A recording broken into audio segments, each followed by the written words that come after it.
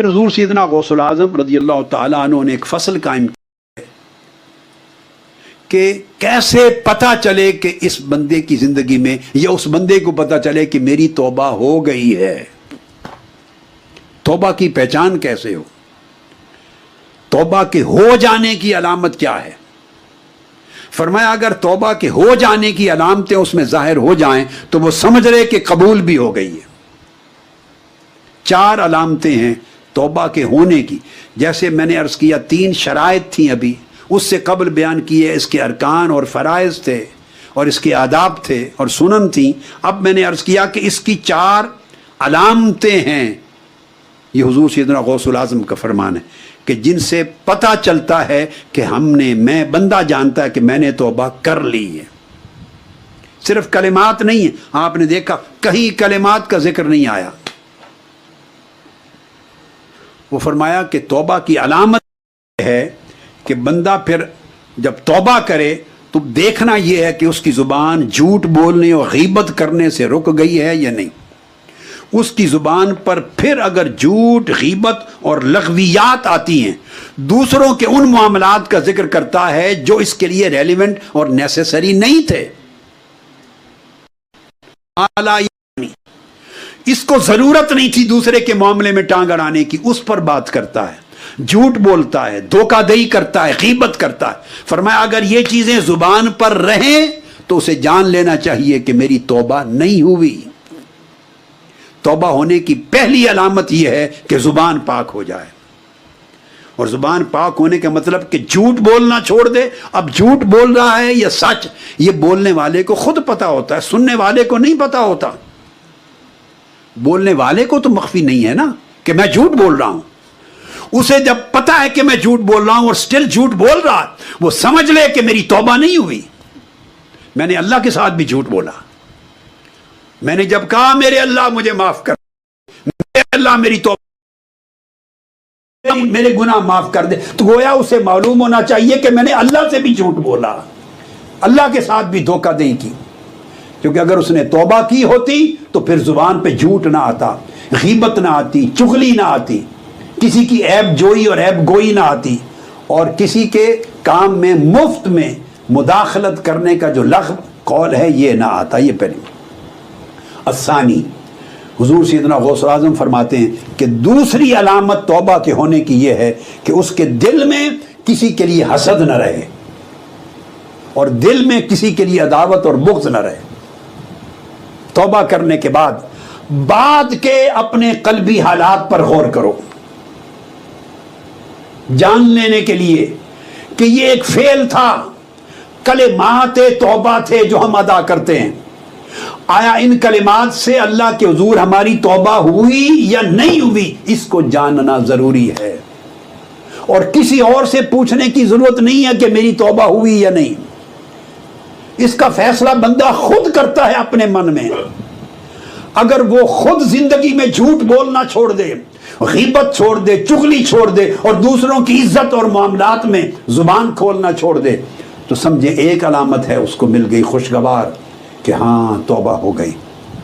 Number 2، پھر اپنے دل کو دیکھے. پہلے زبان کو دیکھے، پتہ چل جائے گا کہ زبان بتا دے گی کہ توبہ ہوئی یا نہیں. پھر دل کو دیکھے، اگر زبان کی ہو گئی تو دل میں چانکے کہ دل میں کسی کے لیے حسد ہے یا نہیں، کسی کے لیے بغض اور عداوت ہے یا نہیں. اگر دل کسی کے لیے بغض اور عداوت فیل کرتا ہے، حسد فیل کرتا ہے، تو اس کا مطلب ہے توبہ دل تک نہیں پہنچی اور توبہ نہیں ہوئی. تیسری علامت آپ نے بیان فرمائی کہ برے صحبتوں اور سنگتوں کو چھوڑ دے. توبہ کے بعد جو میں نے پہلے بیان کی تھی وہ حضور سیدنا غوث العظم نے توبہ کی علامت میں بھی درج کیا اور توبہ کی شرط میں بھی درج فرمایا کہ اگر توبہ کرنے کے بعد اسی سنگت میں بیٹھتا ہے جہاں سے اس نے گناہ لیا تھا، اسی صحبت کو اختیار کرتا ہے جہاں سے گناہ کی لت پڑی تھی، اسی دوستی میں جاتا ہے جہاں سے گناہ کی عادت پڑی تھی، تو اس کا مطلب ہے اس کی توبہ نہیں ہوئی، اس نے مکاری کی ہے. فرمایا کہ جو بری صحبتیں اور بری دوستیاں اور برے تعلق اور بری مجلسیں ان کو چھوڑ دے. اور چوتھی علامت یہ کہ بندہ دیکھے کہ اب توبہ کرنے کے بعد میرے اندر عبادت کی رغبت آئی ہے یا نہیں، آخرت کی رغبت بڑھی ہے یا نہیں، نیک کاموں کے لیے ذوق شوق میں اضافہ ہوا ہے یا نہیں۔ اگر عبادت میں، طاعت میں، تلاوت میں، قرات میں، نعت میں، ذکر میں، تسبیح میں، نیکی میں، بھلائی میں، احسان میں، لوگوں کی خیر کے امور میں اگر اس کی طبیعت کا ذوق و شوق بڑھ گیا ہے تو سمجھ لے کہ اس کی توبہ ہو گئی اور توبہ نے اثرات ڈال دیے۔ یہ اس کی علامات ہیں۔ یہ تھی توبہ کے ہونے کی علامتیں۔ اب اس کے بعد آپ نے یہ بھی بیان فرمایا کہ اولیاء، حضور سیدنا غوث الاعظم رضی اللہ تعالیٰ عنہ فرماتے ہیں، یہ 4 علامتیں اس لیے بیان کی، فرمایا کہ تمام اولیاء نے، صوفیاء، بزرگان دین نے یہ فرمایا ہے کہ توبہ کے مقبول ہونے کی علامتیں 4 ہیں۔ یہ مجھ سے آگے پہلے اپنا قول دیا ہے، اب فرمایا کہا گیا ہے سب اہل اللہ یہ کہتے ہیں کہ توبہ کی مقبولیت کی 4 علامتیں ہیں۔ ایک یہ کہ اصحاب فسق سے اپنا تعلق کاٹ دے، جنہوں نے، پھر وہی بات جو میں نے پہلے کی، جنہوں نے اسے گناہ پر آمادہ کیا تھا، جنہوں نے، جس صحبت نے اس پر گناہ کا کرنا آسان کر دیا تھا، جس تعلق اور دوستی نے اسے گناہ کا ذوق اور شوق پیدا کر دیا تھا، یا گناہ اتنا بھاری پہاڑ کی طرح ہے اسے ہلکا کر کے مکھی مچھر کی طرح دکھایا تھا اور وہ شیر ہو گیا تھا، گناہ کے کرنے پر جرأت آ گئی تھی، ان اصحاب الفسق کو، ان صحبتوں مجلسوں کو چھوڑ دے۔ اور دوسری چیز علامت یہ ہے کہ جمیع ذنوب سے، گناہوں سے کٹ جائے اور طاعتوں سے جڑ جائے، آئندہ نافرمانی سے کٹ جائے اور اللہ کی فرما برداری اور تابع فرمانی سے جائے۔ علامت یہ کہ دنیا کی جو فرحت ہے، رغبت ہے، چاہت اور شہوت ہے، اس کے اثرات دل میں ختم ہو جائیں یا کم ہو جائیں اور آخرت کی طرف دل راغب ہو جائے، آخرت کے اعمال زیادہ اہمیت اختیار کر جائیں اس کی زندگی میں۔ اور چوتھی شرط یہ، وہ اپنی زندگی میں خود کو دیکھے کہ وہ احکام الہی میں مشغول ہوتا جا رہا ہے،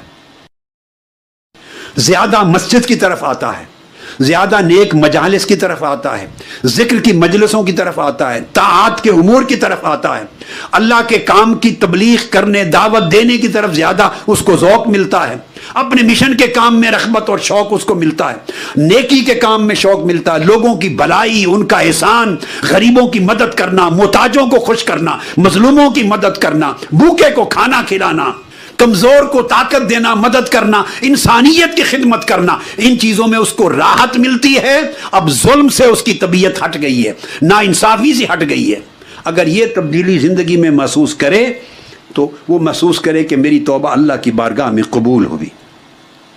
جب یہ چیز ہو جائے تو آپ فرماتے ہیں آخر پر اللہ پاک اس کو 4 کرامتیں عطا فرمائے گا۔